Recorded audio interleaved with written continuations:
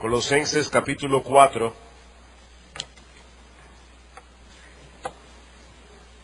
Bien. Colosenses capítulo 4. Nosotros avisamos el miércoles pasado que íbamos a concluir la carta a los Colosenses en el día de hoy. Pero yo le decía ayer a un pastor amigo, a Boni Lozano en Madrid, que definitivamente los sermones tienen vida propia. Uno comienza a trabajar con un pasaje y de repente las cosas comienzan a irse por otro lado. Así que en el día completo de hoy, mañana y tarde, vamos a predicar de Colosenses, pero no vamos a concluir la carta hasta que regresemos de Minneapolis. En la mañana vamos a predicar los versículos 2 y 3, en la tarde, 2 al 4, en la tarde vamos a predicar como preparación de hecho para la Santa Cena, los versículos 5 al 6. Así que vamos a leer el pasaje completo, Colosenses capítulo 4, versículos 2 al 6. Perseverad en la oración, velando en ella con acción de gracias, orando también al mismo tiempo por nosotros, para que el Señor nos abra puerta para la palabra, a fin de dar a conocer el misterio de Cristo, por el cual también estoy preso, para que lo manifieste como debo hablar. Andad sabiamente para con los de afuera, redimiendo el tiempo. Sea vuestra palabra siempre con gracia, sazonada con sal, para que sepáis cómo debéis responder a cada uno. El mensaje de hoy lo hemos titulado de una manera muy simple: la oración del cristiano. La oración del cristiano. Esta tarde veremos el testimonio del cristiano. Pero vamos a ver en esta mañana el tema de la oración. En cierto modo, no hay nada más común para la vida de un cristiano que la oración. Y sin embargo, al mismo tiempo, pocos aspectos de la vida cristiana pueden ser tan misteriosos como la oración. Juan Carlos Rael dice con respecto a la oración: el primer acto de fe es hablar a Dios. La fe es para el alma lo que la vida para el cuerpo. Y la oración es para la fe lo que la respiración es para la vida. Voy a repetir eso otra vez. La fe, o la oración, es para la fe lo que la vida es para el cuerpo. La fe es para el alma lo que la vida es para el cuerpo. La oración es para la fe lo que la respiración es para la vida. ¿Cómo puede una persona vivir sin respirar?, pregunta Rael. ¿Y cómo puede una persona creer sin orar? No hay que ser médico para saber que cuando el bebé nace, lo primero que hace el pediatra es darle una nalgada para que el bebé llore. Si el bebé no llora, hay problema. Bueno, pues de la misma manera, cuando un creyente es nacido de nuevo, lo primero que hace es orar. Lo primero que hace es clamar cuando es adoptado en la familia de la fe. El apóstol Pablo lo dice de esta manera en Gálatas capítulo 4. Dice que Cristo nos redimió a fin de que recibiésemos la adopción de hijos. Nosotros tenemos un Padre perfecto que a su vez tiene un Hijo perfecto y aún así decidió adoptar un montón de hijos imperfectos. Nosotros fuimos redimidos por Cristo para ser adoptados como hijos. Y por cuanto sois hijos, Dios envió a vuestros corazones el Espíritu de su Hijo, el cual clama: Abba, Padre. En otras palabras, lo que Pablo está diciendo aquí es que la oración debe ser algo natural para un hijo de Dios. Ahora, no me malentiendan. El hecho de que yo diga que la oración debe ser natural para un hijo de Dios no quiere decir que la oración sea algo fácil para un hijo de Dios. Muchas mujeres aquí han dado a luz. Dar a luz es natural para la mujer. Pero todas aquellas que han dado a luz y todos aquellos que hemos tenido el privilegio de estar en un parto, sabemos lo que implica para una mujer dar a luz. La oración es algo natural para el creyente, no necesariamente es algo fácil para el creyente. Ahora, antes de entrar a considerar lo que Pablo está enseñándonos aquí en este texto, permítanme tomar unos breves minutos para considerar ese aspecto misterioso de la oración. Ese aspecto misterioso de la oración. Si Dios es soberano, Él hace lo que Él quiere. Él tiene un control absoluto de todas las cosas. Y si ese Dios es bueno, amoroso, lleno de misericordia y compasión, ¿por qué es necesario que oremos a Él para que su obra avance en el mundo y para que nosotros seamos bendecidos? Me imagino que alguna vez te has preguntado eso. Como veremos más adelante en el estudio de este pasaje, Pablo pide a los creyentes en Colosas: oren por mí para que el Señor me abra puerta para la palabra, a fin de que yo pueda hablar del misterio de Cristo y que lo hable como debo hacerlo. Pablo está pidiendo perdón a los hermanos de Colosas: oren por mí, oren por mi ministerio. Ahora, mis hermanos, ¿acaso no puede hacer eso Dios sin que los creyentes oren? O mirándolo desde otra perspectiva, ¿acaso no era suficiente el hecho de que Pablo orara por su ministerio?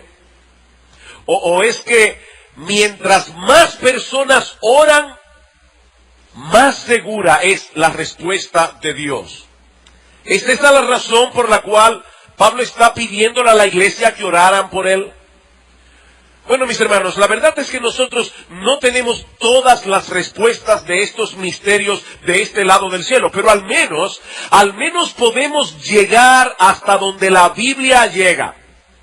Y en el Salmo 50, yo creo que el salmista nos provee una clave para responder en parte a esta inquietud. Salmo 50. Dice el Señor hablando a través del salmista en el versículo 9. No tomaré de tu casa becerros ni machos cabríos de tus apriscos, porque mía es toda bestia del bosque y los millares de animales en los collados. Pablo está diciéndonos Dios nos está diciendo en otras palabras: yo no necesito absolutamente nada de ustedes. Versículo 12. Si yo tuviese hambre, por supuesto, esto es irónico porque Dios nunca tiene hambre, pero Dios dice aquí: en el supuesto de que yo tuviese hambre, yo no te lo diría a ti, porque mío es el mundo y su plenitud. Mis hermanos, Dios no nos necesita. Y si Dios no nos necesita, eso quiere decir que Él tampoco necesita de nuestras oraciones para llevar a cabo en el mundo sus decretos soberanos. Ahora, si esto es así, entonces, ¿por qué nos manda que oremos? Yo creo que el versículo 12 es lo que nos provee la clave. Versículo 15. Invócame en el día de la angustia. Yo te libraré y tú me honrarás. Y podemos traducir eso literalmente: tú me glorificarás.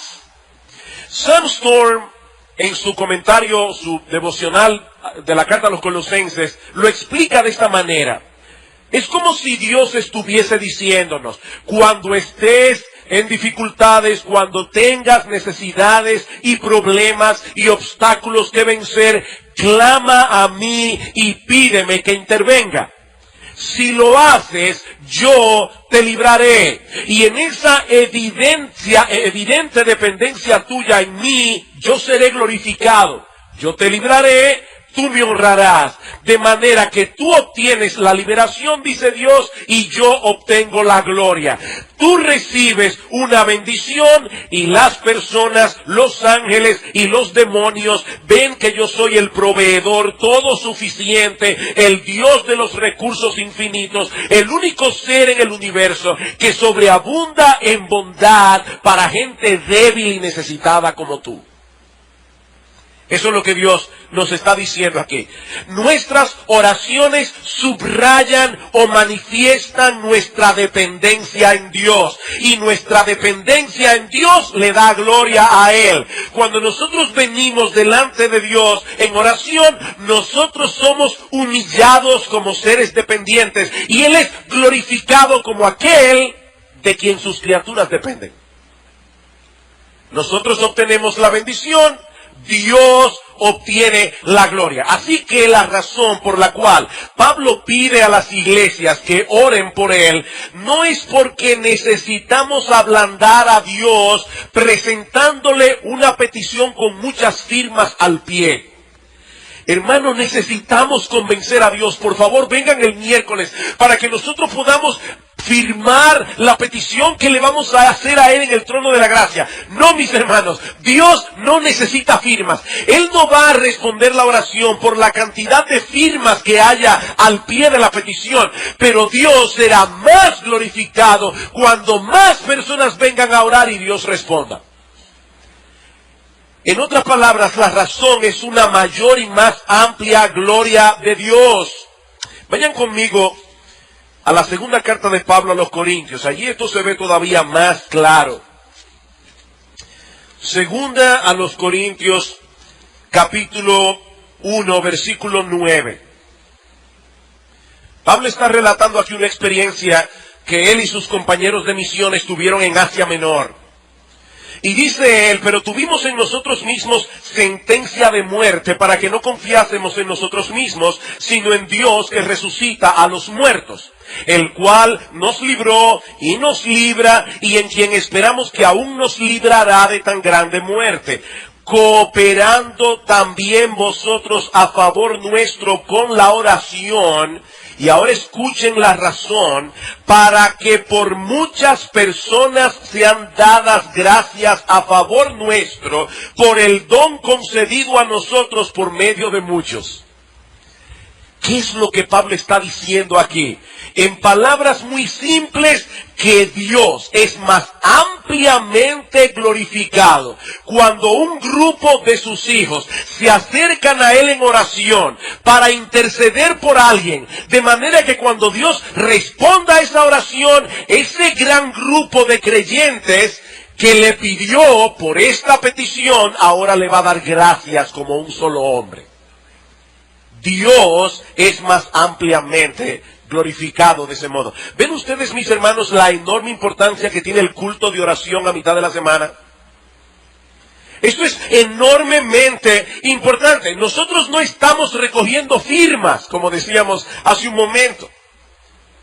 La razón por la que debemos venir al culto de oración es porque nosotros queremos que nuestro Dios sea más ampliamente glorificado en medio nuestro. Y eso solo será posible en la medida en que todos nos involucremos a elevar nuestras peticiones delante del trono de Dios para que luego nos unamos a darle gracias. Así que a menos que una causa de fuerza mayor te lo impida, mi amado hermano, tu deber es estar aquí el miércoles clamando a Dios para una mayor gloria de Él. Con esto en mente, pasemos ahora a considerar este pasaje de la carta a los Colosenses, donde encontramos básicamente dos cosas, una exhortación general y una petición particular. Veamos en primer lugar la exhortación, Colosenses capítulo 4, versículo 2. Perseverad en la oración, velando en ella con acción de gracias. Es increíble la cantidad de cosas que hay encerrada en esas pocas palabras. Perseverad en la oración. Esa palabra perseverar significa permanecer haciendo algo a pesar de las dificultades, a pesar de los obstáculos que se presentan en el camino. Así que el asunto, según Pablo, no es orar en un momento dado, es permanecer orando. Muchas veces nosotros hemos dicho que cuando viene la prueba, cuando viene la dificultad, nosotros creemos en el momento, pero entonces la dificultad se extiende y pasan los días y se convierten en semanas y las semanas se convierten en meses y a veces los meses se convierten en años y entonces la fe nuestra comienza a decaer. Por eso, mis hermanos, lo más importante no es creer en el momento de la prueba, es seguir creyendo. Bueno, pues de la misma manera, no solamente debemos orar en el momento, es seguir orando, aun cuando parece que nuestras oraciones no están haciendo ninguna diferencia. ¿Recuerdan ustedes la parábola del juez injusto en Lucas 18? Dice que Cristo dio esta parábola precisamente para que nosotros nos dediquemos a orar sin desmayar. Y pone el ejemplo de una viuda que viene delante de un juez y le pide que le haga justicia. Y el juez es un hombre malo, es un hombre perverso. A él no le preocupa el caso de la viuda, pero finalmente dice, ¿por qué esta viuda me es molesta? Voy a atender su caso. Y dice Cristo, si esa fue la reacción del juez injusto, ¿cuál no será la reacción de nuestro Padre amante? Ahora hay otra parábola en Lucas, y esa sí yo quiero que ustedes la busquen, en Lucas capítulo 11. Lucas capítulo 11. Una parábola con una enseñanza similar. Solo que hay un detalle aquí que yo quiero subrayar. Luego de enseñar a los discípulos el modelo del Padre Nuestro para orar, no es que nosotros debemos repetir el Padre Nuestro, la Biblia dice claramente que no hagamos vanas repeticiones cuando venimos delante de Dios, pero el Padre Nuestro es un modelo de oración. Y entonces el Señor dice en el versículo 5, les dijo también, ¿quién de vosotros que tenga un amigo va a él a medianoche y le dice, amigo, préstame 3 panes, porque un amigo mío ha venido a mí de viaje y no tengo que ponerle delante? Y aquel respondiendo desde dentro le dice, no me molestes, la puerta ya está cerrada y mis niños están conmigo en cama, no puedo levantarme a dártelos. Os digo que aunque no se levante a dárselos por ser su amigo, sin embargo, por su importunidad, se levantará y le dará todo lo que necesite. Y yo os digo, pedid y se os dará, buscad y hallaréis, llamad y se os abrirá. ¿Cuál es el detalle que yo quiero que ustedes noten en este texto? Aquí hay un hombre acostado en cama con sus hijos.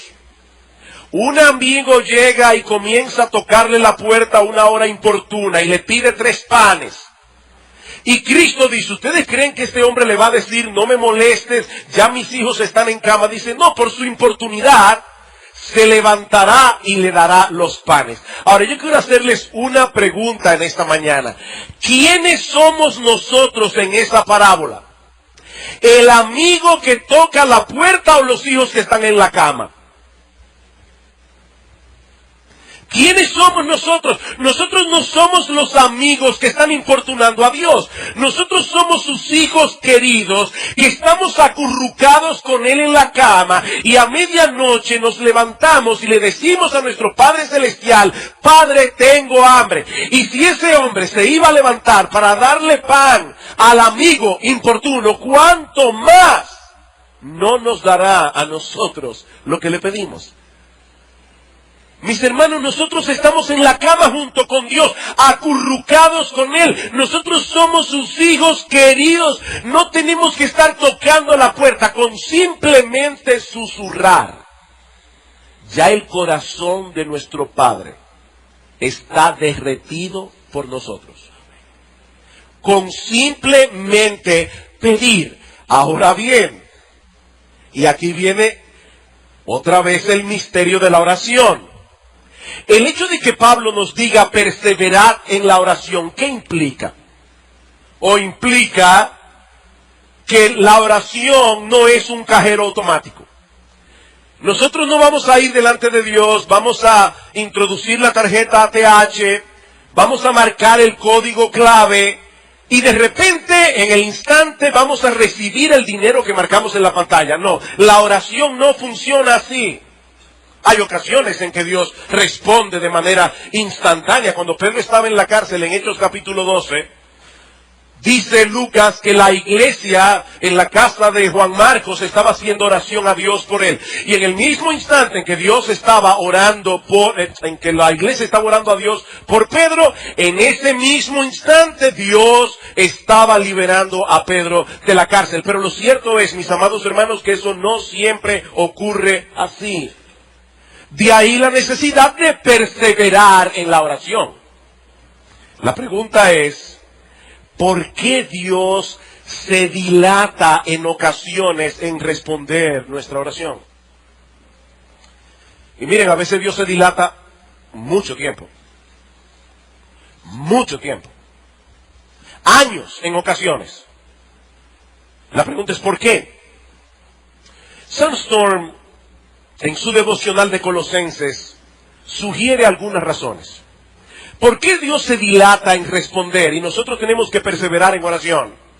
Bueno, en primer lugar, porque nosotros tenemos la tendencia a ser presuntuosos.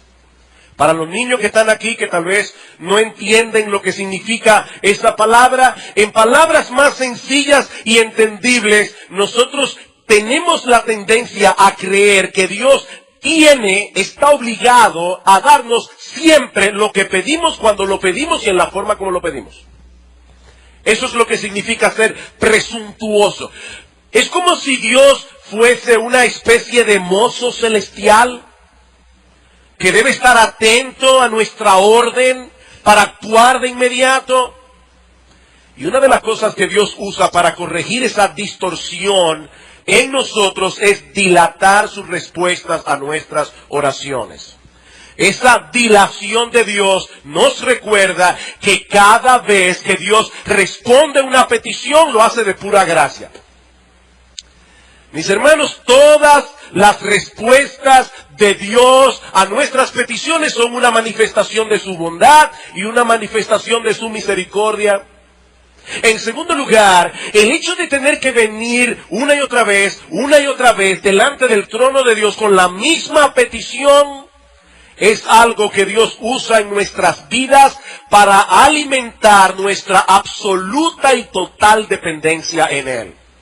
Nuestra absoluta y total dependencia en Él. Mis hermanos, constantemente nosotros somos tentados a confiar en nosotros mismos. Somos tentados a confiar en nuestra experiencia. Pensamos de nosotros mismos como si fuésemos autosuficientes. Dice Sandstorm, si Dios respondiera a cada una de nuestras oraciones de manera instantánea, ¿saben qué ocurriría? Gradualmente perderíamos nuestro sentido de urgencia.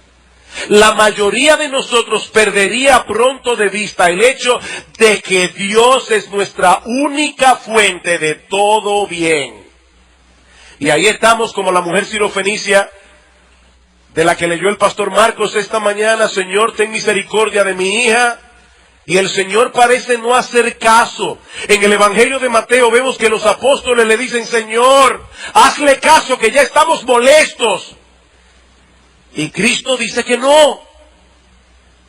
Alguien decía que mientras el Señor le estaba diciendo que no, su espíritu estaba obrando en esta mujer para que siguiera pidiendo. Y al final Dios honró su fe. Esta mujer sabía que ella no tenía otro lugar a donde acudir que no fuera Cristo. En tercer lugar, la oración persistente nos pone en el estado de ánimo y de espíritu correctos para recibir aquello que Dios desea darnos. Otra vez, en palabras más simples, el problema no es que Dios esté renuente a proveernos lo que realmente necesitamos. El problema es que muchas veces nosotros no estamos preparados para recibirlo. Nosotros no estamos preparados. Padres, déjenme decirles algo, y niños, escuchen esto con atención. Una de las formas más seguras de dañar a un muchacho es darle todo lo que quiere cuando lo quiere.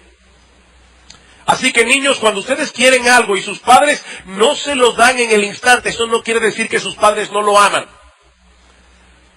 Porque Dios hace eso con sus hijos. Dios no nos da todo lo que le pedimos en el momento en que lo pedimos. Y Él es un Padre amante, Él es un Padre sabio. Y por eso en ocasiones dilata sus respuestas, simplemente por el hecho de que nosotros no estamos preparados todavía para recibir lo que estamos pidiendo. Otro texto interesante con respecto a la oración es Mateo capítulo 7, en el versículo 11. Dice el Señor, pedid y se os dará, 7 al 11, pedid y se os dará, buscad y hallaréis, llamad y se os abrirá. Porque ¿qué padre hay de vosotros que si su hijo le pide pan le dará una piedra? O si su hijo le pide pescado le dará una serpiente. Ahora, ¿notaron algo interesante en ese texto? El Señor Jesucristo no nos está diciendo ¿qué es lo que Dios dará cuando nosotros le pidamos? Lo que ese texto dice es lo que Dios no nos va a dar. Vean otra vez, dice el Señor. ¿Qué hijo hay que si su hijo le pide pan le dará una piedra? O ninguno, un padre normal no lo hace. Entonces lo que el Señor nos está enseñando aquí no es lo que Dios da, es lo que Él no da. Él no nos va a dar una piedra en lugar de pan. Él no nos va a dar una serpiente en lugar de pescado. Pero a veces le vamos a pedir pescado y Él nos va a dar espinacas. Porque es espinaca lo que necesitamos en ese momento. Dios no nos da todo lo que le pedimos en el momento que le pedimos y de la manera como lo pedimos. Él es lo suficientemente sabio como para no hacer eso. Mis hermanos, tal vez algunos de nosotros tendríamos un serio orgullo en el corazón si todos nuestros hijos fueran cristianos. O tal vez nosotros tendríamos un problema, algunos tendrían problemas con la idolatría. Si Dios le diera el esposo o la esposa por la que está clamando delante de Dios, o si Dios le diera la salud, tal vez se volverían autosuficientes. Y debo aclarar que yo no estoy aquí tratando de interpretar la providencia de Dios en el caso de cada cual. Bueno, mira, Dios no te ha dado todavía que tus hijos se conviertan porque tú eres un orgulloso, o Dios no te ha provisto un esposo o una esposa porque tú eres un idólatra. Yo no estoy diciendo eso. Lo que estoy diciendo, mis amados hermanos, es que Dios sabe en qué momento Él nos va a dar lo que Él quiere darnos, y va a ser en el momento preciso. En 2 Corintios capítulo 12, Pablo dice, Señor, quítame este aguijón. ¿Y qué le dice el Señor? No, Pablo, bástate mi gracia, mi poder se perfecciona en la debilidad. Tú necesitas este aguijón en este momento. Y lo que me llama más la atención es lo que Pablo dice después. Dice, bueno, si eso es así, de buena gana me gloriaré en mis debilidades. ¿Qué? Espérate. Tú me estás diciendo que te vas a gloriar de buena gana en tener un aguijón en el cuerpo, probablemente una enfermedad.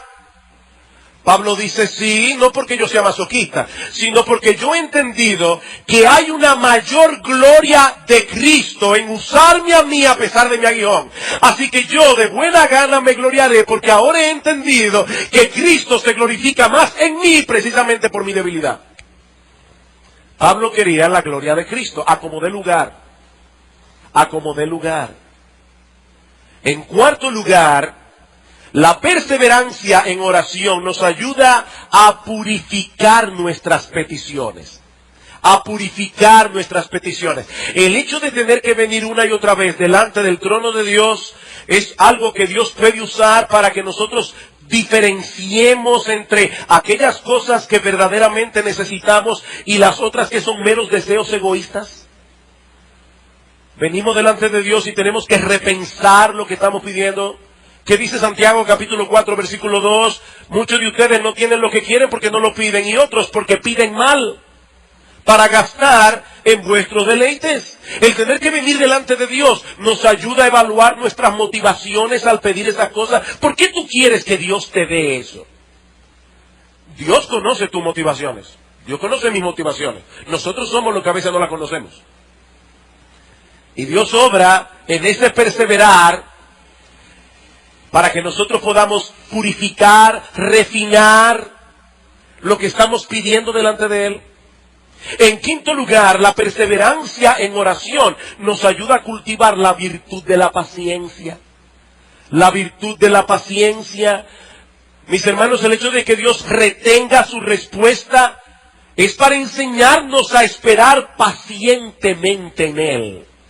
Paciente esperé a Jehová, dice el salmista. pacientemente. ¿Saben que algunas personas piensan en la paciencia como una virtud pasiva? Paciencia, no, eso es resignación. No, la paciencia no es una virtud pasiva.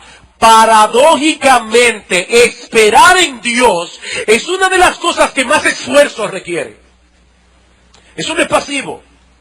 Aprender a esperar en Él es una de las lecciones más difíciles para un cristiano. Y una de las más vitales. ¿Saben por qué? Porque sin paciencia no hay madurez. Sin paciencia no hay madurez. Los niños tienden a ser impacientes. Yo me acuerdo cuando nosotros vivíamos en San Juan de la Maguana, nos mudamos aquí cuando yo tenía 9, así que viajamos un montón de veces a la capital antes de los 9 años. Y una de las cosas que yo recuerdo perfectamente, yo no recuerdo muchas cosas de mi niñez, pero sí me acuerdo sentado en el carro preguntando 25,000 veces, ¿ya estamos llegando? No, todavía. Y antes la carretera no era como ahora, ¿verdad? La carretera duraba más. Y ya estamos llegando, el muchacho es impaciente. Bueno, de la misma manera hay adultos impacientes. Y un adulto impaciente es un adulto inmaduro. ¿Qué dice Santiago capítulo 1? Hermanos míos, tened por sumo gozo cuando os halléis en diversas pruebas, sabiendo que la prueba de vuestra fe produce paciencia, y la paciencia produce en vosotros un carácter maduro. La paciencia produce madurez. Eso es lo mismo que Pablo enseña en Romanos capítulo 5, versículo 3. Nos gloriamos en las tribulaciones. ¿Por qué? Porque la tribulación produce paciencia y la paciencia produce, lamentablemente Reina Valera dice produce prueba, pero la palabra que se usa allí debe traducirse más bien, produce un carácter probado. La paciencia produce un carácter probado. En sexto lugar, cuando Dios se dilata en responder, no necesariamente nos está diciendo que no. Cuando Dios se dilata en responder, no necesariamente nos está diciendo que no. Tal vez nos está diciendo, espera un poco, hijo mío. Claro, el espera un poco de Dios es muy diferente al espera un poco de nosotros. Espera un poco, hijo mío. Espera el momento más propicio, el momento más oportuno. ¿Saben una cosa, mis amados hermanos? Dios conoce todas las variables. Dios conoce todas las posibilidades. Él sabe, si le doy esto a mi hijo, en este momento va a ocurrir esto y lo otro. Así que cuando Dios responda, va a ser en el mejor momento. Cuando su nombre sea más glorificado y nosotros estemos más preparados para recibir la bendición. Ahora bien, sí, yo he mencionado 6 razones de por qué Dios se dilata en responder. Si ninguna de esas razones te hace sentido y tú todavía sigues perplejo porque Dios está dilatando en responderte, sigue perseverando en oración. Mis hermanos, Dios no nos pide que nosotros descifremos los misterios de su providencia. Lo que Dios nos pide es que obedezcamos. Y Dios dice en ese texto y en muchos otros textos del Nuevo Testamento que nosotros debemos perseverar en oración. Como dice el puritano William Gurnall, Dios no está obligado a responder de inmediato nuestra oración, pero nosotros sí estamos obligados a orar, aunque Él no nos responda. Y yo sé que esto genera una tensión en el creyente entre la persistencia en la oración y descansar con mansedumbre en su voluntad soberana. John MacArthur dice que este conflicto se resuelve mediante la persistencia y la aceptación final de la respuesta de Dios. Señor, yo voy a seguir orando, a seguir orando, a seguir orando. Al final, lo que tú decidas, por mí está bien, pero yo voy a seguir orando. Yo voy a seguir persistiendo. Es por eso que nosotros decimos muchas veces desde este púlpito que la clave de la mansedumbre en la vida cristiana no está simplemente en confiar en la bondad y el poder de Dios, sino también en su sabiduría. Dios es poderoso para sanarte ahora mismo, sí. Dios es poderoso para convertir a tu hijo ahora mismo, sí. Dios es poderoso para darte un compañero o una compañera, sí. 1000 veces, sí. Dios tiene el poder. Pero Él también es sabio. Y Él lo va a hacer en el momento propicio de la manera propicia. No confiemos únicamente en la bondad y el poder de Dios. Confiemos también en su sabiduría. Mientras tanto, nosotros debemos persistir en oración, confiando en que Él hará lo que es mejor en el mejor momento. Ahora, hermanos, todo lo que yo he dicho hasta ahora es solamente para explicar las primeras 3 palabras del versículo. Perseverad en oración. Pero el versículo no termina allí. Vamos a Colosenses capítulo 4, versículo 2. Por eso les decía hace un rato que los sermones tienen vida propia. Yo pensé que iba a darme tiempo para explicar todo el versículo, todo el texto. Pero imagínense ustedes, si ya son las 2 y vamos por la primera 3 letras, 3 palabras. 4 palabras. Perseverad en la oración, velando en ella con acción de gracias. Perseverad en la oración velando en ella. La palabra velar significa literalmente estar despierto. Por eso es que uno dice, me pasé la noche en vela. No pegué un ojo, no pude dormir. De ahí que metafóricamente la palabra velar también se usa para tener los sentidos alertas. Imagínense, yo no voy a mencionar ningún barrio aquí, porque primero yo no sé cuál es el barrio más peligroso de la capital, y en segundo lugar tal vez hay alguien que vive en ese barrio y se va a ofender. Pero imagínense que usted es policía en el barrio más peligroso de la capital, y tiene que patrullar, también a los ladrones y los delincuentes. Usted tiene que patrullar de 12 de la noche a 5 de la mañana, todos los días. Mire, yo estoy seguro que usted no va a coger una siesta en el carro de policía. Usted va a estar con todos sus sentidos alertas. Bueno, esa es la idea de lo que Pablo está hablando aquí. Oren con todos vuestros sentidos espirituales despiertos, alertas. En Efesios 6:18, Pablo lo dice de esta manera: orando en todo tiempo, con toda oración y súplica en el Espíritu, y velando en ella con toda perseverancia y súplica por todos los santos. Velando en ella con toda perseverancia. ¿Y eso qué significa? William Hendrickson, el comentarista, dice que significa básicamente 4 cosas. Que cuando nosotros venimos a orar, primero debemos estar conscientes de nuestras propias necesidades, así como de las necesidades de la familia carnal, de la iglesia, y del mundo a nuestro alrededor. Yo vengo consciente de mis necesidades y de las necesidades de otros. En segundo lugar, vengo a orar consciente de los peligros que amenazan la comunidad cristiana. Que dice primera de Pedro 5:8, sed sobrios y velad, porque vuestro adversario, el diablo, como león rugiente, anda alrededor buscando a quien devorar. Mira, mi amado hermano, yo no sé en qué barrio de la capital tú vives, pero créeme, el diablo es 1000 veces más peligroso que los más peligrosos delincuentes del barrio más peligroso de la capital. Y él anda alrededor buscando a quien devorar. Nosotros no estamos en un picnic.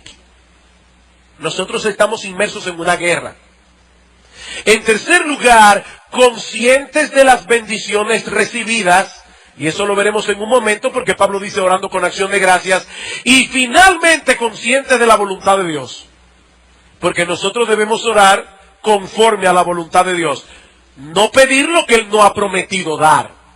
Una persona que venga a orar consciente de sus necesidades y de las necesidades del otro, consciente de los peligros que amenazan la iglesia cristiana, consciente de las bendiciones que ha recibido de la mano de Dios y consciente de la voluntad de Dios es una persona que nunca le faltarán motivos para orar ni motivación para hacerlo. A veces hay personas que vienen a orar y uno dice, ¿y realmente querrá que Dios le responda? Mira, Señor, tú sabes que a fulano se le está muriendo un hijo de 3 años, que se le está muriendo un hijo de 3 años y tú estás pidiendo por él así. Eso es una persona que no está despierta, está medio dormida. Y a veces, hermano, cuando una gente se para aquí a orar, yo lo he dicho otras veces, lo dije esta semana en el culto de oración, parece que los hermanos que están oyendo la oración se durmieron. Uno oye un amén, amén. No, amén, yo estoy de acuerdo con lo que él está pidiendo, Señor. Yo también estoy despierto, siguiendo la oración de este hermano, porque, Señor, yo quiero que tú respondas. Es de esa manera que nosotros debemos venir a orar. Es con un sentido de urgencia. Hay urgencia. Así que debemos orar con perseverancia, debemos orar con todos nuestros sentidos alertas, pero también debemos orar con acción de gracias, dice Pablo. Y esta es la 5ª vez que Pablo exhorta a estos hermanos de Colosas en esta carta tan breve a dar acción de gracias. En el versículo 12 del capítulo 1 dice, con gozo dando gracias al Padre que nos hizo aptos para participar de la herencia de los santos en luz. Vengan a dar oración con gozo. Versículo 6 del capítulo 2, por tanto de la manera que habéis recibido al Señor Jesucristo, andad en Él, arraigados y sobreedificados en Él y confirmados en la fe, así como habéis sido enseñados, abundando en acciones de gracias. Me fascina como lo dice la Biblia de las Américas, rebosando de gratitud. Capítulo 3, versículo 15. Y la paz de Dios gobierne en vuestros corazones, a la que asimismo fuisteis llamados en un solo cuerpo, y sed agradecidos. Versículo 17. Y todo lo que hacéis, sea de palabra o de hecho, hacedlo todo en el nombre del Señor Jesús, dando gracias a Dios Padre por medio de Él. Capítulo 4, versículo 2. Perseverad en la oración, velando en ella con acción de gracias. 4 capítulos, 5 exhortaciones. Den gracias a Dios. Den gracias a Dios.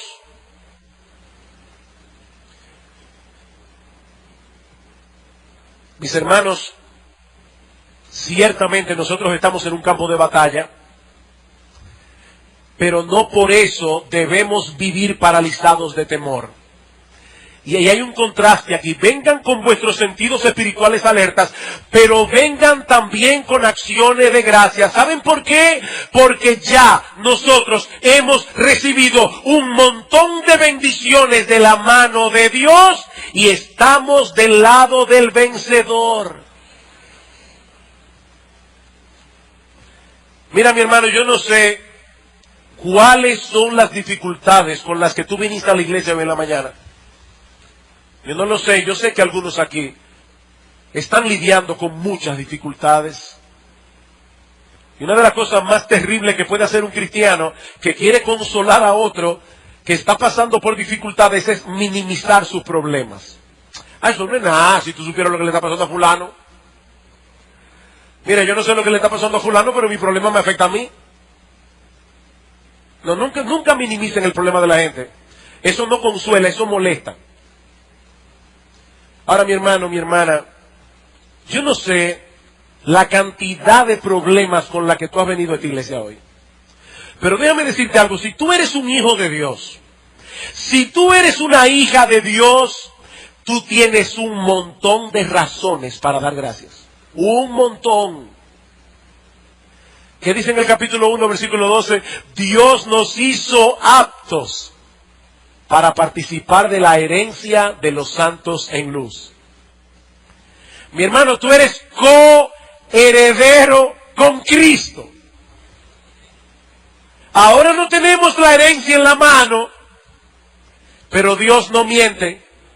Dios no miente. Al final de esta historia, tú vas a compartir su gloria. Eso es tan real como que estás sentado aquí hoy.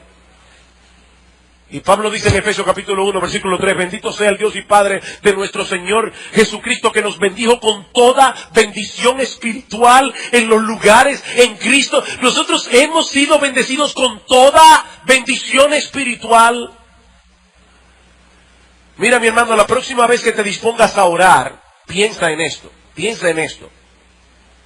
Si tú eres creyente, el único Dios vivo y verdadero, creador de los cielos y de la tierra, nos amó con un amor tan grande que entregó lo más preciado que Él tenía, su propio Hijo, para poder adoptarnos como sus hijos. ¿Y qué dice Pablo en Romanos capítulo 8, versículo 32? Si Dios no escatimonia a su propio Hijo, sino que lo entregó por nosotros, ¿cómo no nos dará juntamente con Él todas las cosas? Ese todas las cosas son las mismas todas las cosas del versículo 28.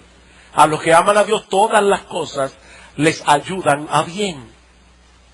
Eso no significa, como dice John Piper, todo lo que mi corazón engañoso desea.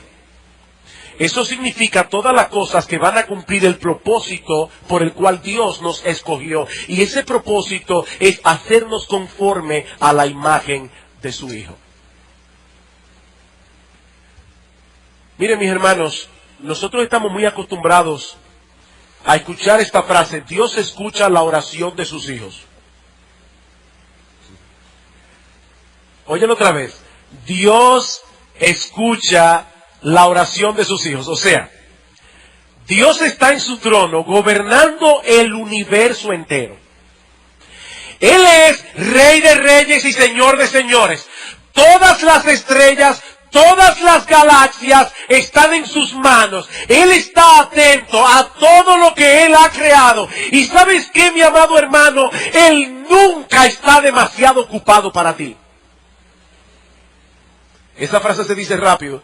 Dios escucha las oraciones de sus hijos. No es para decir, wow, Dios escucha las oraciones de sus hijos. Como dice el salmista en el Salmo 34, los ojos de Jehová están sobre los justos y atentos sus oídos al clamor de ellos. Claman los justos y Jehová oye y los libra de todas sus angustias.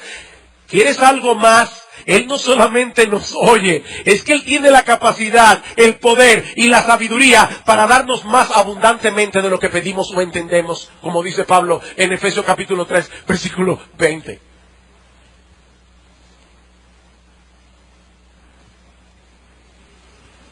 Si eres un creyente, tú tienes mucho que agradecerle a Dios. Y sabes que la gratitud es algo que impacta profundamente la vida del cristiano. Por nada estéis afanosos, sino sean conocidas vuestras peticiones delante de Dios en toda oración y ruego con acción de gracias. Filipenses 4:6. Y la paz de Dios, que sobrepasa todo entendimiento, guardará vuestros corazones y vuestros pensamientos en Cristo Jesús. Cuando nosotros estamos conscientes de todas las razones por las cuales nosotros debemos darle gracias a Dios, mis amados hermanos, la paz de Dios gobierna nuestros corazones en medio de cualquier vendaval. ¿Cómo debemos orar? Pablo responde: con perseverancia, con nuestros sentidos alertas y con un corazón agradecido. Pero increíblemente, yo no pude llegar al texto que iba a llegar hoy en el versículo 4. Y como me toca predicar esta tarde, vamos a detenerlo ahí. Hermanos, Dios nos ha dicho algo esta mañana acerca de la oración. Dios nos ha dicho algo en esta mañana acerca de la importancia de orar. Mis hermanos, la oración no es un placebo. ¿Saben lo que es un placebo, verdad? Es una sustancia que no tiene ningún poder curativo, pero la gente se lo toma y psicológicamente se siente mejor. Y no hizo nada porque eso no tiene ningún poder curativo. No, la oración no es un placebo. Mis hermanos, Dios amarró todas las cosas para que su obra se llevara a cabo a través de la oración de su pueblo. De esa manera, nosotros somos beneficiados al participar junto con Él del desarrollo de sus planes, y Dios es más ampliamente glorificado a través de las oraciones de su pueblo. Y mi amigo, si tú estás aquí en esta mañana y tú no eres cristiano, yo no quiero que tú tomes para ti promesas que no son para ti. Dios promete escuchar las oraciones de sus hijos.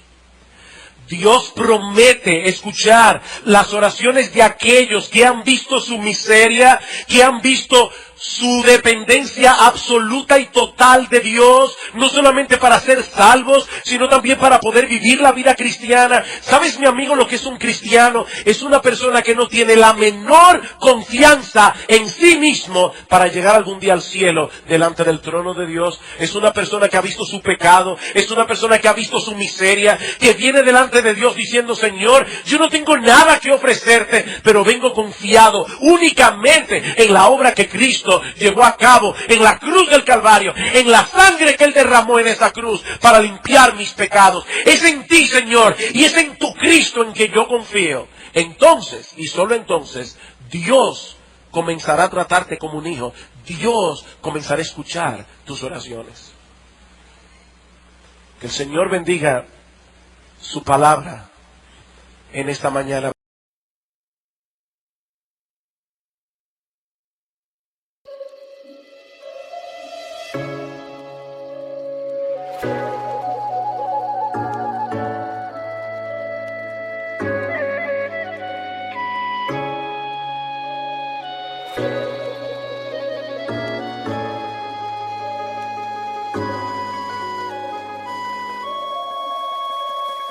Hãy cho ta mong cầu để ngày sau ta gặp nhau, trao cho ta miếng trầu, trao hết tình duyên này.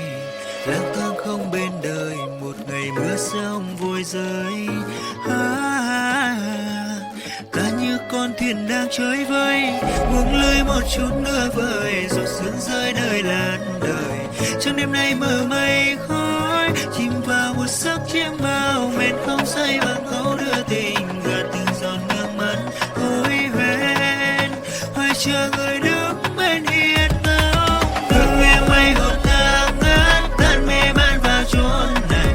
Em như mây vội trôi mất, kề tấm thân ta vẫn còn đây. Trong nhân gian nhìn ai thấu, mong sao duyên mình không cạn, mang theo bao điều lưu luyến.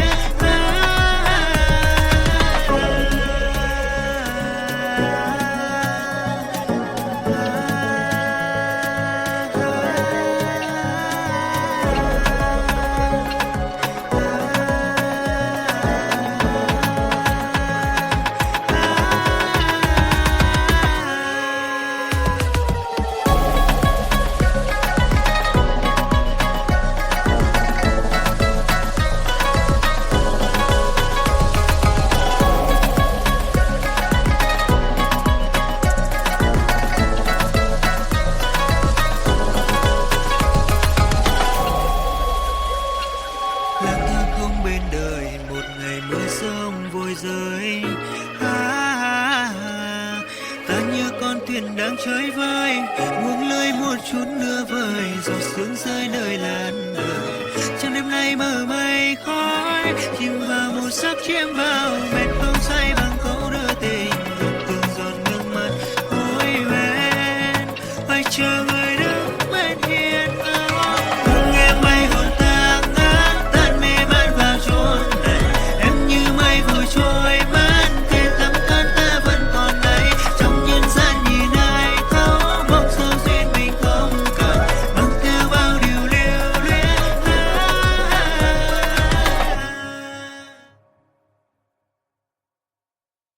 Vamos a orar. Padre bueno, nosotros queremos darte muchas gracias por habernos dado en la mañana de hoy la oportunidad de predicar tu palabra.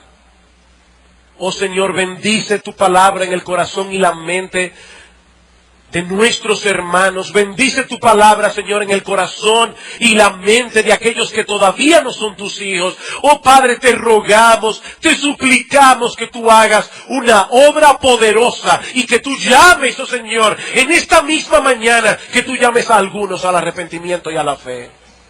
Señor, gracias. Gracias por ser un Dios vivo, por ser un Dios poderoso, por ser un Dios bueno, amante y sabio, y por ser nuestro Padre a través de Cristo. Gracias por escuchar nuestras oraciones. Alabamos y bendecimos tu nombre en Cristo nuestro Salvador. Amén.